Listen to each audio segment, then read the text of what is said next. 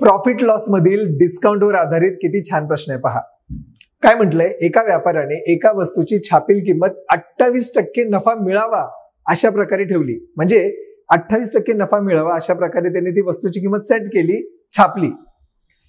त्याने या छापील किमतीवर 15% सूट दिली नंतर आणि त्याची विक्री केली, तर त्याच्या प्रत्यक्ष नफ्याची टक्केवारी किती होती. जेव्हा असा प्रश्न येईल तेव्हा लक्षात ठेवा 2% दिलेला आपल्याला, एक 28% आणि एक 15%.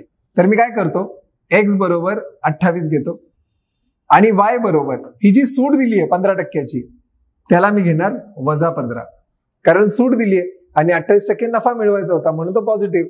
याचं सूत्र काय येतं बघा, x + y + xy भागिले 100. कारण आपल्याला प्रत्यक्ष नफ्याची टक्केवारी काढायची आहे. 28% किंमत वाढवली आहे आणि नंतर 15%ची सूट दिली आहे. आता मी काय करणार बघा, x च्या ठिकाणी 28 सबस्टिट्यूट केलं, y च्या ठिकाणी -15 प्लस 28 गुणिले -15 भागिले 100. आता 28 - 15 किती येणार, हे येणार 13 वजा 28 गुणिले 15 ते येतात 400, 420 भागिले 100. मग आता 0 0 कॅन्सल आणि इथे येतं 4.2, म्हणजे 13 वजा 4.2 जे उत्तर येतं 8.8.